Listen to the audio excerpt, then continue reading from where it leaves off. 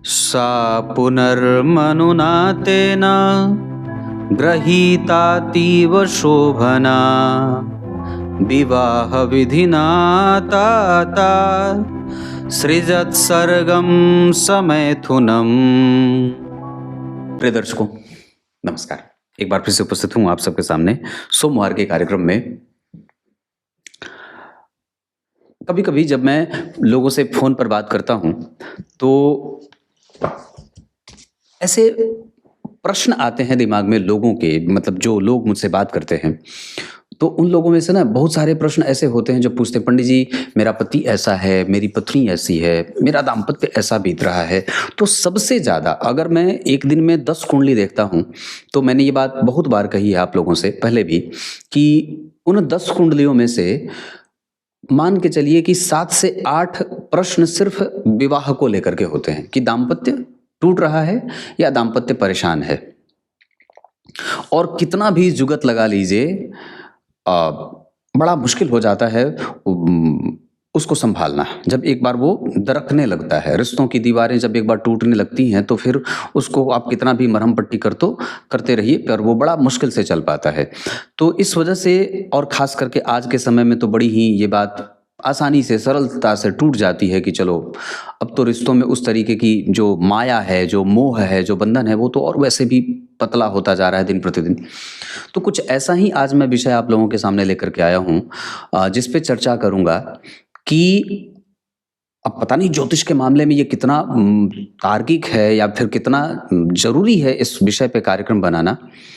अवैध संबंध कब होता है किसी भी व्यक्ति का, अब आप उसे किस तरीके से अवैध मानते हैं। मेरा अवैध मानना और आपके अवैध मानने में अंतर हो सकता है। मैं व्याभिचार उसे कहता हूं कि पर पुरुष का पर स्त्री का चिंतन करना। आप की जो सीमा है वो थोड़ी हो सकती है बढ़ करके हो, आप उसे किसी अलग तरीके से मानते हो। जैसे मैंने अभी कल परसों अपने शाम वाले कार्यक्रम में ये बात कही थी कि जब हमारे ठाकुर जी ने, भगवान ने किशोरी जी का, देवी मैया का परित्याग किया लीला में, तो उन्हें बिल्कुल भी ये विश्वास नहीं हो रहा था कि भगवान ने उनका परित्याग किया है और ये बार बार सोच करके ही वो बेहोश हुई जा रही थी। तो क्योंकि उन्होंने बात कही कि मैंने स्वप्न में भी कभी किसी पर पुरुष का चिंतन नहीं किया है, फिर भी भगवान ने मुझे क्यों त्याग दिया, मेरा परित्याग क्यों किया। और गर्ग संहिता में ये बात आई कि जो जिस धोबी के कहने पर भगवान ने देवी मैया का परित्याग किया था, बाद में वो त्रेता युग में भी भगवान कृष्ण के समय पे वो धोबी उत्पन्न हुआ। वो जब मथुरा गए थे तब भगवान को वो धोबी मिला था, इस वजह से उसका उन्होंने अपने शरीर में प्रवेश करा लिया था, उसका वो जय जय किया था उन्होंने। तो कहने का अर्थ ऐसा है। पर आज का जो विषय है वो बड़ा ही सूक्ष्म होगा, तार्किक भी होगा और विषयवार तरीके से समझने की कोशिश करने वाला होगा। तो शुरू करते हैं। जो मैंने कार्यक्रम के आरंभ में श्लोक पढ़ा है वो शिव पुराण का है, जिसका अर्थ कार्यक्रम के अंतिम हिस्से में बताऊंगा। फिलहाल विषय पे लेके आता हूँ। शास्त्रकार लिखते हैं, बहुत ध्यान से समझिएगा। एक लोलुपता होती है जो ग्रहों से आती है, जो हमारी कुंडली में ग्रह होते हैं। जैसे किसी भी अवस्था में अगर किसी जातक की कुंडली पे, ये मैं ऐसे ही बता रहा हूं, आप इसको समझते जाइए कि किसी भी व्यक्ति की कुंडली में शुक्र के ऊपर अगर शनि की दृष्टि पड़ जाए, शुक्र कहीं बैठे हों और उन पर अगर शनि की दृष्टि पड़ जाए, मान लीजिए शुक्र आपकी कुंडली में 9वें भाव में बैठे हैं और उन पर शनि की दृष्टि 3रे भाव से पड़ जाए, तो ये काफी हद तक व्यक्ति को कामुक बनाता है या उसको अवैध संबंध रखने वाला बना देता है। ये बात पहली है, मतलब शुक्र के ऊपर शनि की दृष्टि व्यक्ति को अवैध संबंध रखने वाला बनाती है। ये पहला है। दूसरा, ये जो अवैध बातें आती हैं वो व्यक्ति के जीवन में ग्रहों की दृष्टियों से तो आती ही हैं, पर उसका जो बेस तैयार होता है ना, जहां से वो व्यक्ति एक जगह से संतुष्ट नहीं होता तो वो दूसरी जगह उस संतुष्टि को पूरा करने की कोशिश करता है। वो वस्तुतः उसकी कुंडली के लग्न और लग्नेश से आती है। मनोवृत्ति खराब कब होगी, मनोवृत्ति व्यक्ति की कब खराब होगी, व्यक्ति का संपूर्ण जो चरित्र है, जो उसके चरित्र का निर्माण है, वो उसके लग्न और लग्नेश और चंद्रमा पर केंद्रित होता है। इसका अर्थ क्या है भगवान, कि अगर आपकी कुंडली का लग्न पीड़ित है, परेशान है, लग्नेश दूषित है ना, लग्नेश अगर दूषित हैं और साथ ही साथ चंद्रमा भी अगर दूषित है तो कुंडली में व्यक्ति की मनोवृत्ति खराब होगी, वो मनोवृत्ति उसकी खराब होगी। मतलब उस व्यक्ति को जो शांति मिलनी चाहिए वो नहीं मिलेगी, अब वो प्रायः भटकाव में रहेगा। कहने का अर्थ है, मतलब अगर मुझे किसी के चरित्र के बारे में जानना होगा तो मैं बाद में उसकी कुंडली के गुरु और सूर्य का अध्ययन करूंगा। पहले तो उसकी कुंडली में मैं लग्न के ऊपर दृष्टि डालूंगा, लग्नेश देखूंगा, चंद्रमा देखूंगा, फिर सूर्य देखूंगा, फिर उसके बाद लग्न पर पड़ने वाले ग्रह की दृष्टि देखूंगा, फिर उसके बाद गुरु देखूंगा। तो कौन से नंबर पे? 1 2 3 4 5, छठवें नंबर पे गुरु का अध्ययन होगा। पहले नंबर पे तो लग्न का मान देखा जाएगा। लग्न का मान कितना है? 0 से 6 है तो भटकाव संभव है, 6 से 12 है तो सामान्य भटकाव है, 12 से 18 है तो प्रौढ़ अवस्था का लग्न है, इसमें भटकाव के संकेत काफी कम हैं। 18 से 20 है तो वो बहुत ज्यादा बिल्कुल ही तरुण, मतलब वो ठीक है, उसमें भी कोई भटकाव नहीं है। जबकि 20 से 26 अंश या 24 अंश तक है तो भी यहाँ से, मतलब जैसे 18 अंश के बाद आप आगे बढ़ते जाते हैं उसमें भटकाव कम होता जाता है, वो अनुभवी लग्न माना जाने लगता है। मतलब क्या है कि लग्न का मान उस व्यक्ति के जीवन में उसके मनोवृत्ति के या मन के विचारों के भटकने का कारण बनता है।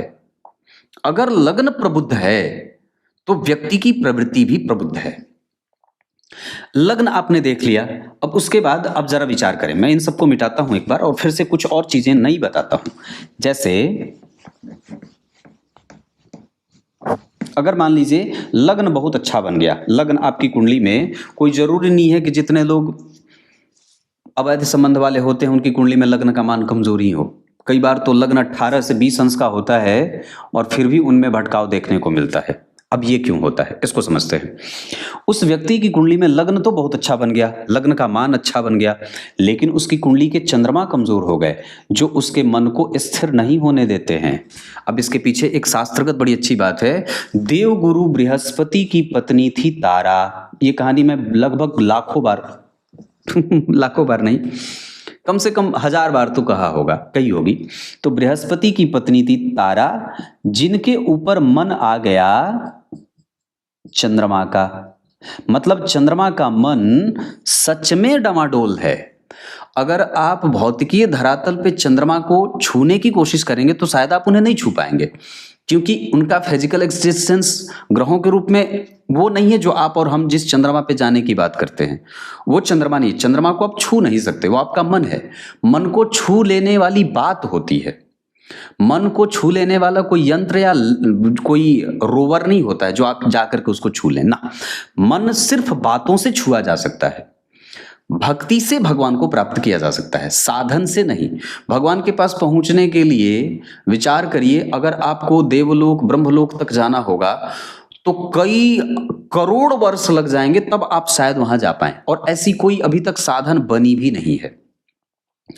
तो क्या कहा कि बृहस्पति की पत्नी तारा जो बड़ी दिव्य सुंदरी थी, उनके ऊपर चंद्रमा का मन आ गया।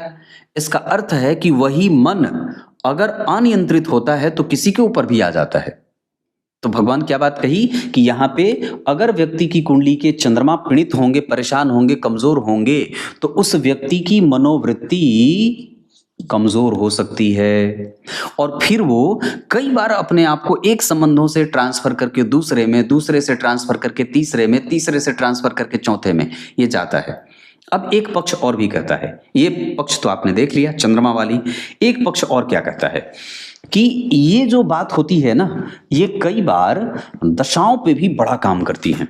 जैसे अगर कोई जातक युवावस्था की तरफ बढ़ रहा है और उसकी अवस्था हो रही है 16 वर्ष से वो आगे बढ़ रहा है निरंतर 20, 22, 25, 30, 35 तक। तो 16 से लेकर के 30, 35 तक की जो अवस्था होगी ये कई बार आपके भटकाव का कारण बनती है, क्योंकि तब आप अपने मन पे और अपनी बुद्धि पे आपका नियंत्रण नहीं रहता। मन, बुद्धि, ज्ञान और चित्त जो है वो भटकते रहते हैं। और इसी अवस्था में मतलब 16 वर्ष से लेकर और 35 वर्ष की अवस्था के बीच में अगर आपको राहु की दशा चल जाए, शुक्र की दशा चल जाए, या कमजोर हैं चंद्रमा और उनकी ही दशा चल जाए, तब तो भैया ये गड़बड़ है। मैं अभी 3-4 दिन पहले किसी से मिल रहा था, वो दरअसल दो लोग आए थे। दोनों ने अपने बच्चों की कुंडली दिखाई तो दोनों के लगभग यही शिकायतें सामने से आ रही थी। एक जो थे वो ये बोल रहे थे कि मेरा बच्चा जो है, पहले वाले ने ये मुझसे कहा कि वो आजकल वो दूसरों के प्रेम संबंधों को मिलवाने का काम करता है, मेरा बेटा, उन्होंने ऐसा कहा। और दूसरे ने बात कही कि वो स्वतः इसी चक्कर में पड़ा हुआ है। तो ये जो बात चलती है ये खास करके उम्र विशेष पर भी आकर के टिक जाती है, और ये उम्र विशेष में कई बार बिगड़ने का संकेत ज्यादा होता है, क्योंकि तब आप हार्मोन आपके शरीर में बदल रहा होता है, परिस्थितियां बदल रही होती हैं, आप बाजार देखते हैं, लोग देखते हैं, मित्र देखते हैं, जवान होते हैं। ये जो अवस्था होती है ना, किशोरावस्था जिसे कहते हैं, इस अवस्था में ही अगर राहु, शुक्र और खराब चंद्रमा की दशा चल जाती है तो व्यक्ति में भटकाव देखने को मिलता है। और अगर इसे रोका नहीं गया तो ये कई बार व्यक्ति को कमजोर मन वाला बना देता है। उसका मन कमजोर है, मन कमजोर है तो क्या है, भटकाव ज्यादा है। मन कमजोर मतलब वो भटक रहा है। मन जो है वो तरल है, और तरल चीजों को अगर आप एक खास तरीके के बर्तन में नहीं रखेंगे तो वो बह जाएगा। या तो पात्र बेहतर रखना होगा जिसमें छिद्र बिल्कुल भी ना हो। ये छिद्र कौन है? हमारे माता पिता। अगर माता पिता वैसे हैं तो निश्चित रूप से पात्र छिद्र युक्त है, जिसमें आपके बच्चे का मन टिक नहीं रहा है, वो भटक रहा है, वो कभी भी किसी भी अवस्था को प्राप्त करके बह जाएगा, वो तरल है चीज। तो अब कहने का अर्थ क्या है कि जो बालक का मन है उसको जो किस तरीके से नियंत्रित रखना है, इसमें उसके माता पिता को भी बड़ी संयम से भूमिका निभानी होती है, क्योंकि तब ये 16 वर्ष से लेकर के 35 वर्ष की अवस्था तक, तीव्र उच्चतम अवस्था तक उसका काम भाव जागृत रहता है। तो ये दशाएं, एक तो अवस्था, ऊपर से दशा आ गई तो ले दे करके गुड़ गोबर हो जाए। तो कहने का अर्थ इतना है। दूसरी बात है, हम कई बार अपने घर में विशेषतया पूजा पाठ का माहौल विकसित करके इस दशा काल को विशेष सुरक्षा दे सकते हैं या भटकाव को कम कर सकते हैं। तो ऐसे में किसकी पूजा ज्यादा करनी चाहिए? तो प्रश्न उठता है, सबसे पहले ब्रह्मचर्य का पालन बच्चों में करने की नियत बुद्धि डाली जाए। वो बच्चा ब्रह्मचर्य का पालन करे, उसे आप खुल करके ब्रह्मचर्य के बारे में चर्चा करें। वीर्य की सुरक्षा करना उस बच्चे को ब्रह्मचर्य व्रती बना देगा, और फिर उसके चेहरे की चमक उसको संपूर्ण जगत का राजा बना देगी, भोगी न बना के राजा बना देगी। तो पहले नंबर पे तो माता पिता को ये करनी होगी। दूसरा, घर में शास्त्र सम्मत आचरण होता रहे, शास्त्र सम्मत बातें होती रहें, जिसमें रामायण, रामचरितमानस आदि जो हमारे दिव्य ग्रंथ हैं, इनका पठन पाठन घर में होता रहे। अगर ऐसा होता रहेगा तो निसंदेह बच्चों का ध्यान भटकेगा, क्योंकि दिन भर वो जो जितने पाप करेंगे, शाम को आकर के भगवान की कथा वार्ता उनके उस पाप का प्रक्षालन कर देगी। और कम से कम निरंतर जब उनके मन पे इस भाव और भक्ति का चोट किया जाएगा तो एक न एक दिन तो निश्चित रूप से थोड़े ही दिनों में उसके अंदर वो प्रवाह गंगा जी का आ जाता है। क्लियर है? कुछ इसी तरीके से आज के इस कार्यक्रम का समापन करेंगे। अब मैंने ये बात बता रखी है और लगभग मैंने इसे संपूर्ण चीजों को शामिल करने की कोशिश की है। शुक्र के ऊपर शनि, चंद्रमा, मैंने अलग तरीके से इसको समझाने की कोशिश की है, बाकी के ज्योतिषियों से अलग, जिसमें मैं अगर होगा तो कभी वर्ग चार्ट को दिखा करके इस बात पे विशेष कार्यक्रम बना दूंगा कि लग्न कुंडली में ऐसे कौन कौन से सिद्धांत बनते हैं, ग्रहों की कौन सी स्थितियां बनती हैं, ये भी बताई है, पर और भी अलग तरीके से बता दूंगा। नवमांश और चंद्र कुंडली पे बता दूंगा। एक अलग वर्ग चार्ट बना करके ही बता दूंगा। अब आइए कार्यक्रम के आरंभ में जो मैंने श्लोक पढ़ा था उसका अर्थ बता दूं।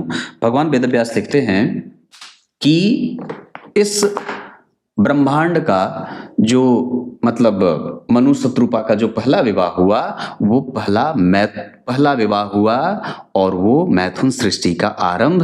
भगवान ब्रह्मदेव अपने आप को दो भागों में विभक्त करते हैं, एक पुरुष जो मनु कहलाए, दूसरी शत्रुपा जो स्त्री कहलाई, जो परम विदुषी थी, और मनु जो साक्षात भगवान ही थे। तो कहने का अर्थ क्या है कि यहां से ऐसे जो है वो मानवीय सृष्टि का आरंभ होता है, मैथुन सृष्टि का आरंभ होता है। यहां भगवान ने बड़ी अच्छी बात कही है। क्या लिखा कि जो शत्रुपा हुई वो